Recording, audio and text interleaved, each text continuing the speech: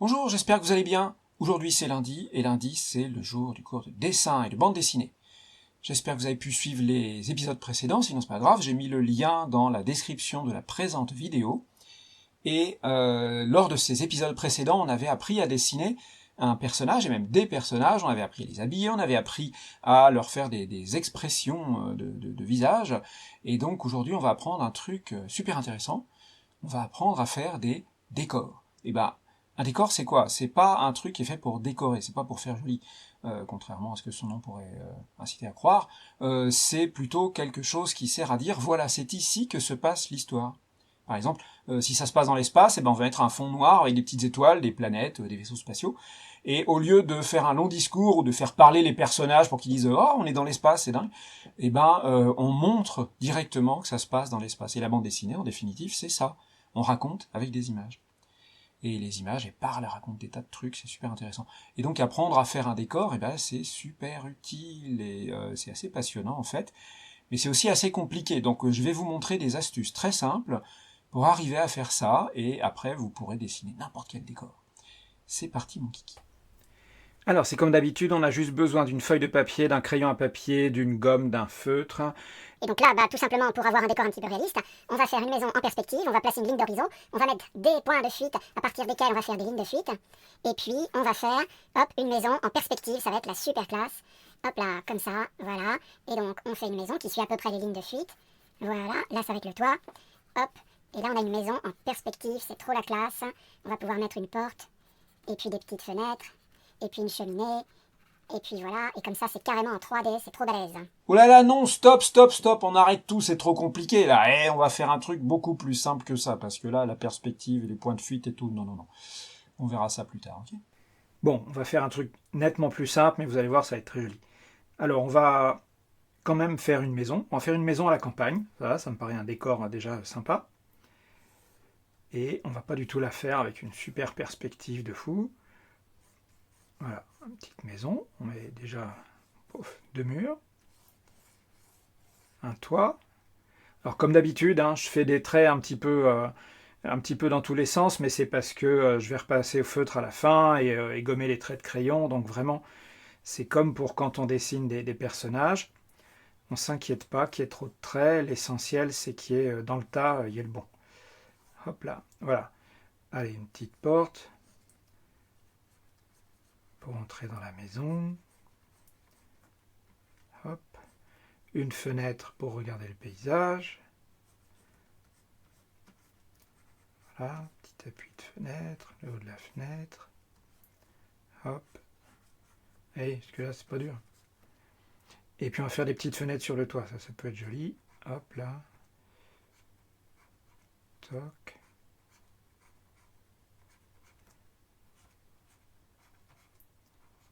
Hop. Petite cheminée. Voilà.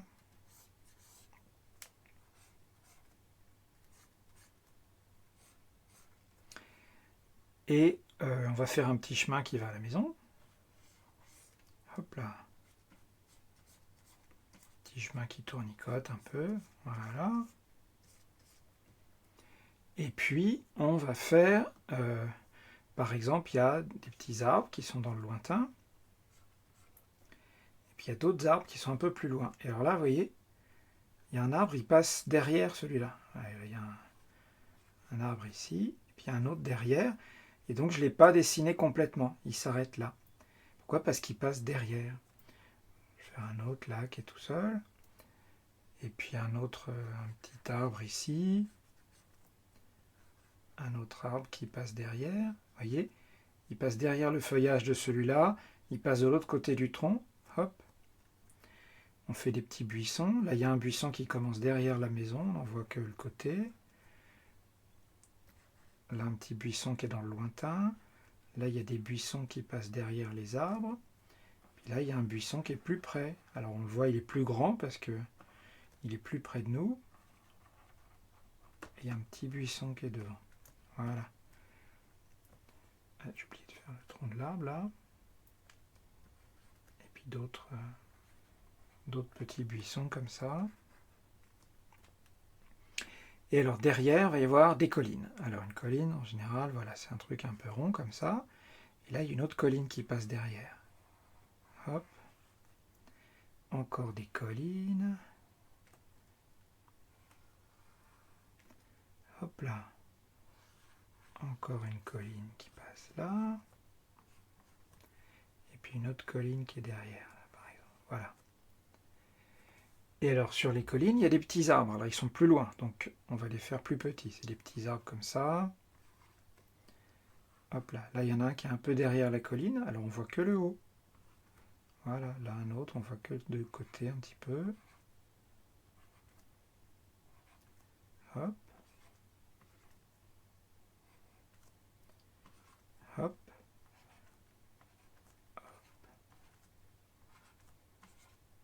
Voilà, ils sont disséminés ça et là. Et voilà, et je vais vous expliquer des tas de trucs rigolos là-dessus. Et puis, dans le ciel, on va faire quelques nuages. Par exemple, alors un nuage, c'est facile à faire. Hop là. Un autre petit nuage. Voilà. Vous voyez, souvent les nuages dans le ciel, ils ont un peu un fond plat comme ça, et puis c'est le haut qui est tout rond, un peu comme du coton. Hop. Et là, il y a un autre nuage, et il passe derrière celui-là. Alors, il est coupé ici. Et là, il y a un autre nuage. Voilà. Alors là, je voudrais vous montrer un truc super intéressant. J'ai dessiné des nuages, et j'ai fait notamment un nuage ici, et j'ai fait un autre nuage qui passe derrière. Comment est-ce qu'on sait qu'il est passé derrière? C'est que les traits, en fait, ils s'arrêtent. Le trait du nuage qui est derrière, il s'arrête là où commence, là où on voit le trait du nuage qui est devant. Et ça, en fait, c'est super intéressant. Ça me permet de donner une idée de profondeur, de donner une idée d'espace. Et ça permet d'avoir une sensation de réalisme, en fait. C'est-à-dire que j'ai fait en sorte qu'on puisse comprendre qu'il y ait des choses qui passent devant, comme par exemple le feuillage de cet arbre, ou cet arbre devant le buisson qui est derrière. La maison, elle est devant ce buisson et elle est devant les collines. Les collines, elles passent derrière. Et il y a même des collines qui sont plus loin que les autres. Cette colline-là, par exemple, elle passe derrière ces deux collines. On le voit parce que les traits de la colline s'arrêtent. Là, le trait de la colline, il s'arrête sur le bord de la colline qui est devant. Et là, pareil, même cette colline-là qui est devant celle-là, on voit que les traits... Alors bon, là j'ai dépassé, mais pour l'instant c'est au crayon. C'est quand je vais repasser au feutre, je vais faire bien attention à ne pas dépasser au feutre ici et à couper bien le trait de la colline qui est derrière. Et donc, de cette façon, on a un peu l'impression qu'il y a là de l'espace, c'est-à-dire qu'il y a des choses qui passent derrière, des choses qui passent devant, et ça me permet de donner l'impression générale d'une scène qui est réaliste, en fait, qui pourrait exister dans la réalité. Et ça fonctionne beaucoup mieux que si je mettais simplement les choses les unes à côté des autres.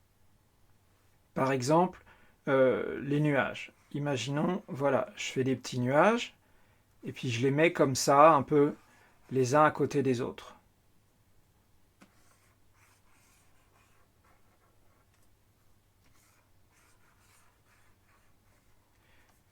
C'est pas tellement convaincant. Alors que si je mets parfois, pas tout le temps, hein, de temps en temps, un nuage qui passe derrière un autre, tout de suite c'est plus réaliste parce que ça arrive en vrai. Il y a vraiment des nuages qui passent les uns devant les autres. Alors, pas tout le temps. Donc, certains nuages, comme ça, ils sont tout seuls. Et puis, il y en a d'autres. Il peut y avoir un nuage qui passe derrière.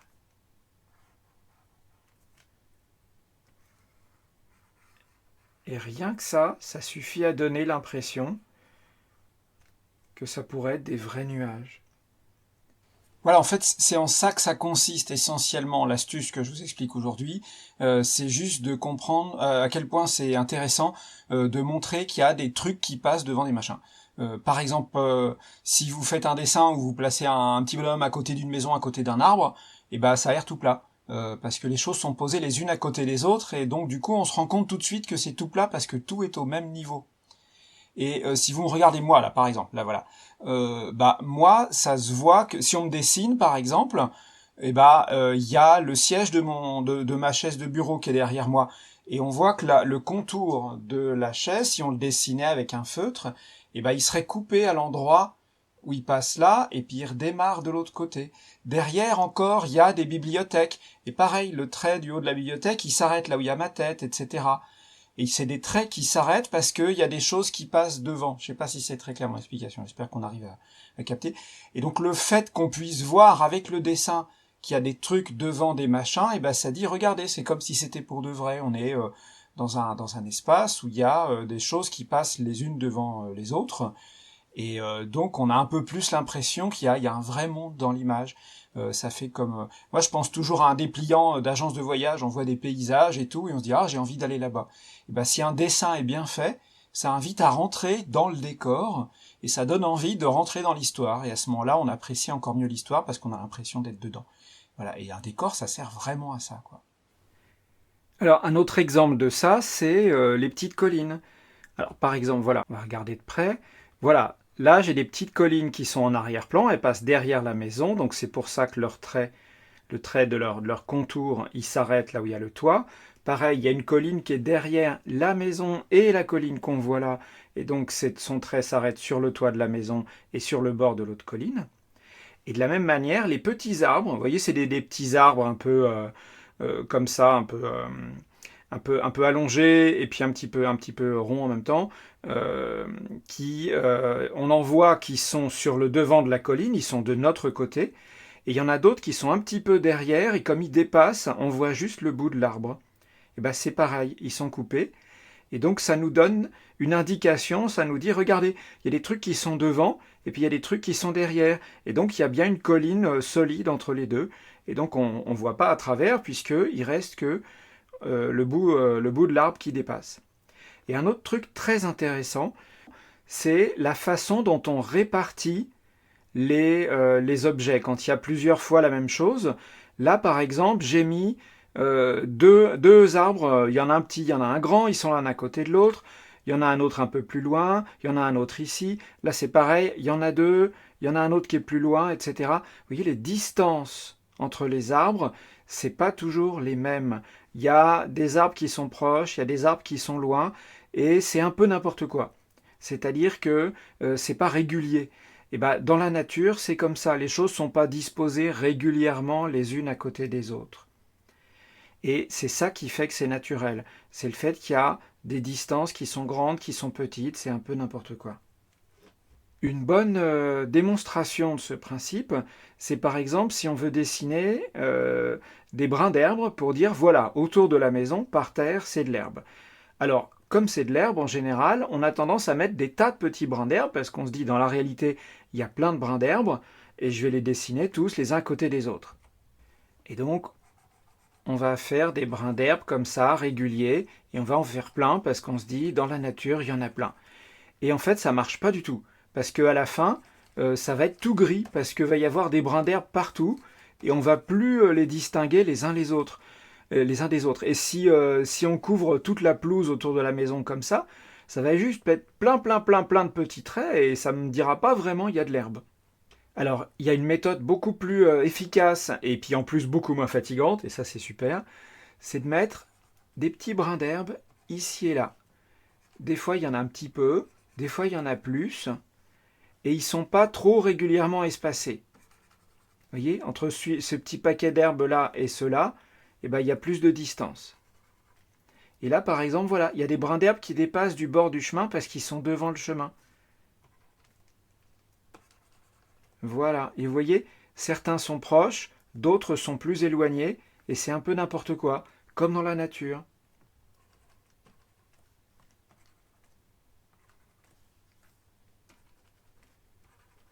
Voilà, j'en mets pas trop, ici et là, et en fait c'est des indices, c'est pour dire voilà, cette surface-là en fait, c'est une surface avec de l'herbe.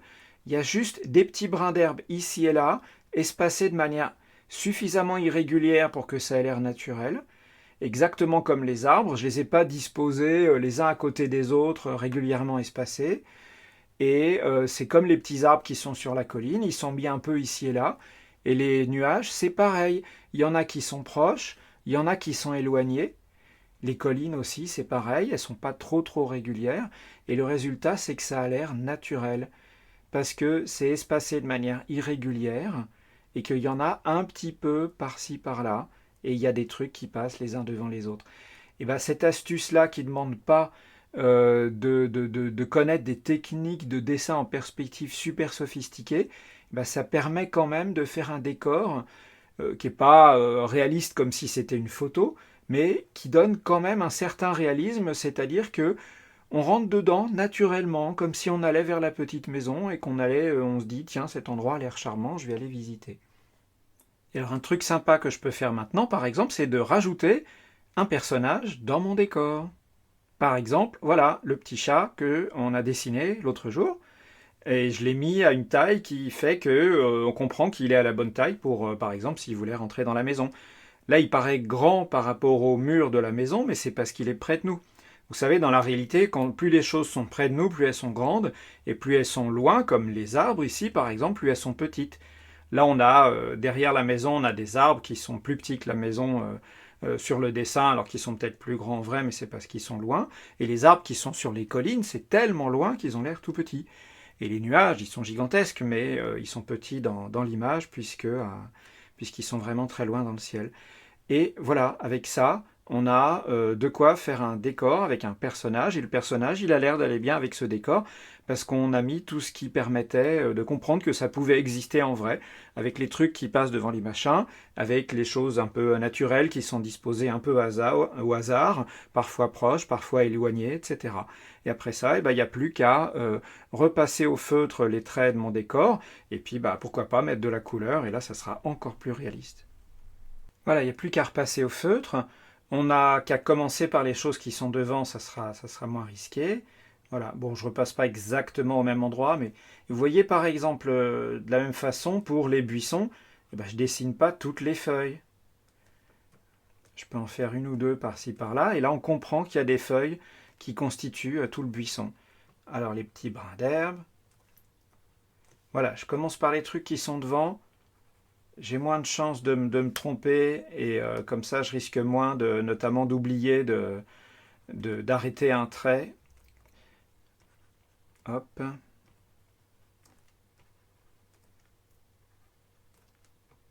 Hop. Ensuite il y a la maison. Les traits au-dessus de la porte. Poignée de porte. Hop. Hop. Vous voyez, tous les traits s'arrêtent là où il y a le chat parce que ça passe derrière. La fenêtre.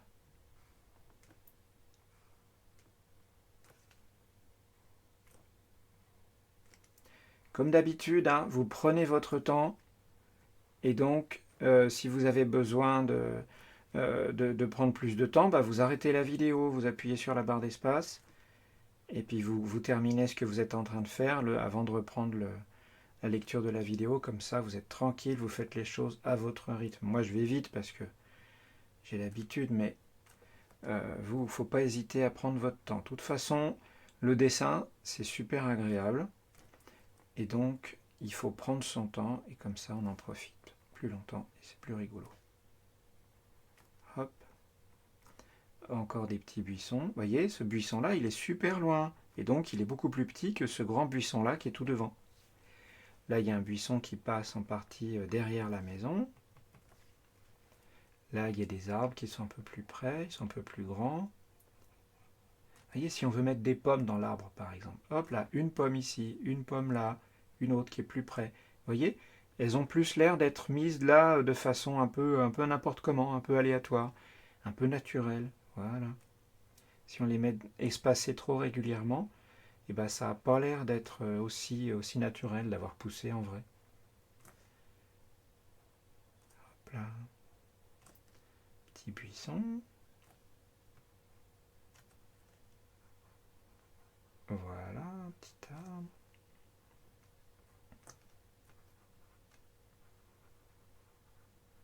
hauteur des buissons. Et puis le toit de la maison, faut pas que j'oublie, c'est important. Sinon, s'il pleut, ça va pas aller. Hop, les petites fenêtres. Vous voyez, je ne suis pas exactement sur les traits de crayon, mais c'est pas grave.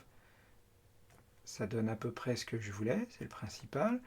Et puis tout à la fin, on n'oublie jamais, quand le feutre sera sec, on va pouvoir gommer les traits de crayon, et donc ça ne sera pas un souci qu'il y ait des traits en trop, des traits qui dépassent, etc. Hop là. Voilà. Voilà. Vous voyez là, le chapeau il passe devant les traits du bord du toit, et donc je les arrête, je ne passe pas sur le chapeau. Tout simplement. Allez, les collines. Hop là, il y a une colline qui est là. Tiens, je vais rajouter un petit arbre ici, vous voyez. Comme ça, il dépasse du bord de la colline. Et donc, on comprend bien qu'il est devant. Encore un autre arbre ici. Alors, sur ces arbres-là, je ne fais pas le détail des feuilles. Enfin, c'est pas vraiment un détail, mais là, j'ai fait des formes tarabiscotées pour dire, voilà, il y a des feuilles. Là, j'en ai mis carrément à l'intérieur. Il y en a 2-3 ici et là parce qu'on le voit de beaucoup plus près. Là, on le voit de plus loin. Alors, il y a juste le contour avec une forme un peu biscornue. Et là, les arbres qui sont très loin, ils sont tellement loin qu'on ne voit plus le contour avec la forme que donne le feuillage. Parce qu'ils sont super loin. Et donc, même sans connaître des super techniques de perspective, eh ben, on peut quand même donner l'impression qu'il y a des choses qui sont près et des choses qui sont loin. Et comme ça, c'est plus réaliste. Et comme c'est plus réaliste, eh ben, on a davantage l'impression qu'on pourrait rentrer dans ce décor, le visiter, se promener dedans, si on voulait. Et quand on réussit ça, eh ben, c'est super, parce que là, on a vraiment déjà le début d'une histoire. Si le lecteur il a envie de rentrer dans le paysage, c'est gagné. On a une histoire qui marche. Parce que c'est ça, quand vous lisez un livre ou une BD, ou vous regardez un film que vous trouvez passionnant, pourquoi est-ce que c'est passionnant ? Ben, c'est parce qu'on a l'impression de vivre les aventures des personnages qui sont là. On a l'impression d'être à leur place et d'être dans le pays où ils sont, de vivre leurs aventures, et quand il leur arrive des choses qui font peur, et ben on a peur aussi, etc. Quand il y a des choses qui sont rigolotes, et ben on rit avec eux. Et ben voilà, c'est ça qui fait une histoire réussie, c'est qu'on a l'impression de la vivre. Alors, quand on fait un dessin, pour le rendre vivant, pour que les gens aient l'impression de rentrer dans le dessin, de visiter le paysage, ben il faut que ce paysage, il donne envie qu'on le visite. Et pour ça, il faut donner des petits indices, des petites indications qui permettent de comprendre que c'est comme un vrai paysage. Voilà, ça c'est des nuages qui ont l'air à peu près naturels, et du coup, ben, les gens ils peuvent avoir envie de visiter cette campagne, et puis de venir voir Monsieur Chat chez lui, et hop là, et de prendre ce petit chemin pour aller dans sa maison, prendre une tasse de thé avec lui en mangeant des petits gâteaux. Allez, maintenant, on va gommer les traits de crayon. Et comme ça, il ne reste plus que le dessin au feutre avec un trait, un trait bien propre qui montre bien de quoi est fait notre paysage. Une maison, des arbres, il y a des petits nuages dans le ciel, il fait plutôt beau. C'est à la campagne. Et voilà, le paysage, il donne toutes les informations. Si on voulait faire une histoire là, où il y a Monsieur Chat qui sort de chez lui, puis on le rencontre, et salut, comment ça va, et tout. Bon, bien sûr, on garde ses distances, à cause du confinement et tout ça, mais on peut imaginer, voilà, une histoire qui se passe dans ce décor. Pourquoi ? Parce que le décor, il a ce côté naturel, alors qu'on n'a pas fait un truc super détaillé. mais on a envie de rentrer dedans. Ça fait cet effet dépliant d'agence de voyage. On voit l'image, on voit le paysage et on se dit « Ah, j'aimerais bien aller là-bas ». Et bien, si on a cette impression-là, on peut dire que c'est un décor qui est réussi. Bon, il me semble qu'il n'y a plus qu'à mettre en couleur. Hop là.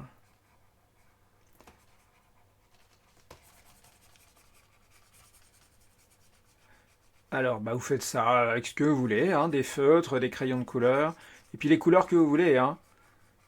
Le ciel, vous pouvez le faire rose ou vert, peu importe. Alors, si vous faites le ciel vert, il faudra peut-être faire l'herbe d'une autre couleur, hein, pour que ça soit différent, pour que ça contraste, comme on dit. Mais c'est là qu'il y a un autre truc qui va vraiment aider, c'est que non seulement ça va donner plus de vie, plus de réalisme à notre image, mais ça va aussi contribuer à cet effet dont je parlais tout à l'heure, à savoir, il y a des trucs qui passent devant des machins. Là, les trucs, c'est les nuages. Les nuages, ils sont blancs. Le ciel, il est bleu.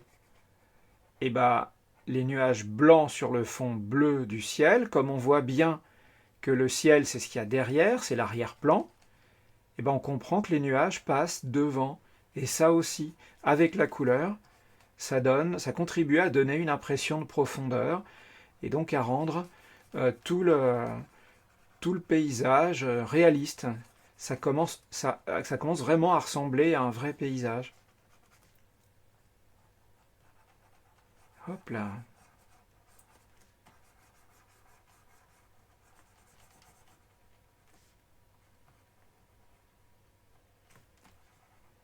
Voilà. Ça va être sympa.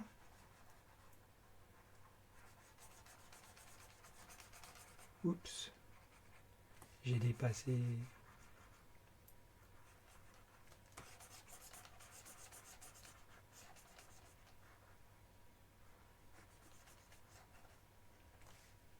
Bon, je gomme un peu là où j'ai dépassé. C'est plus propre.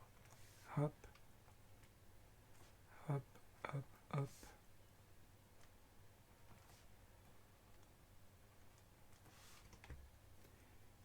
Allez, les collines.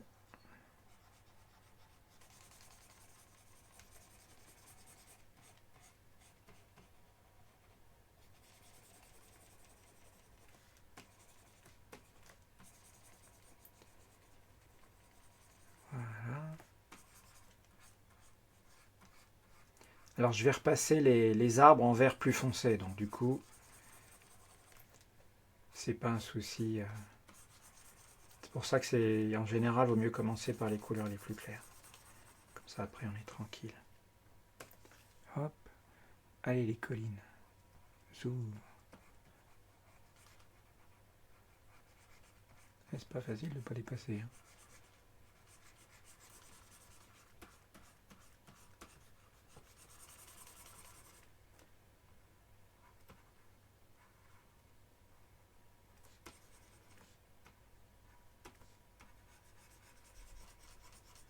Voilà. Je vais mettre un vert un peu plus clair pour l'herbe. Ça va être sympa. On se croirait en Normandie, hein.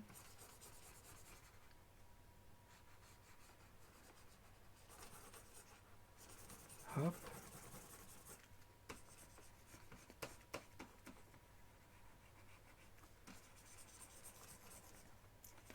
Voilà.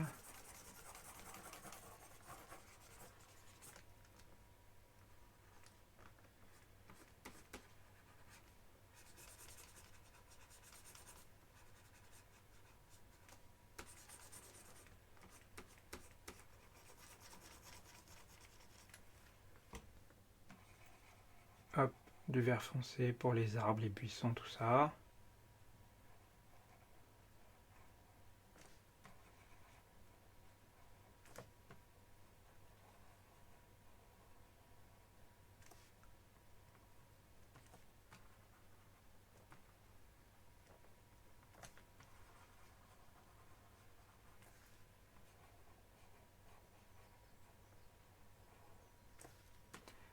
Là encore, prenez votre temps.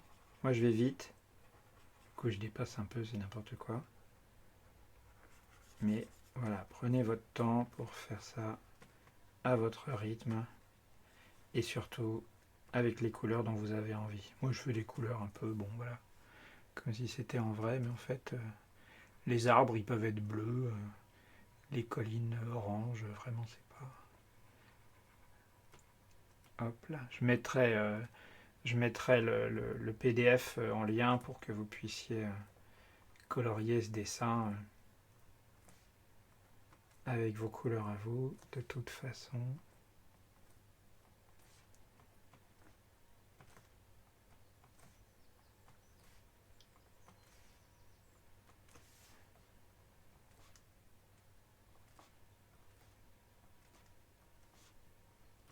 Hop là.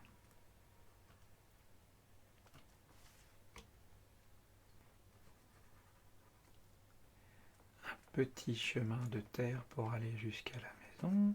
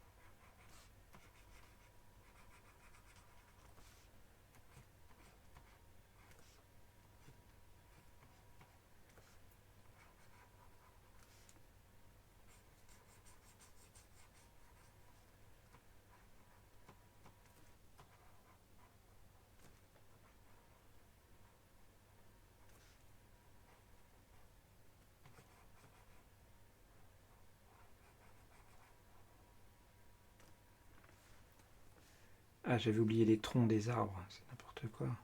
Voilà.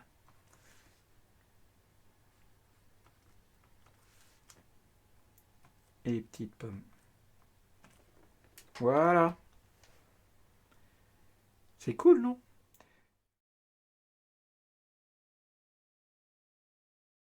Voilà, j'espère que ça vous a intéressé. Je vous retrouve lundi prochain. D'ici là, dessinez. Et puis, essayez de faire des décors différents. Imaginez des tas d'endroits. Il y a une infinité de décors possibles. On peut imaginer des tas d'endroits comme ce qui existe, comme ce qui n'existe pas. On peut faire des trucs imaginaires et tout. Et c'est à ça que ça sert le dessin. Donc, faut pas s'en priver. À bientôt!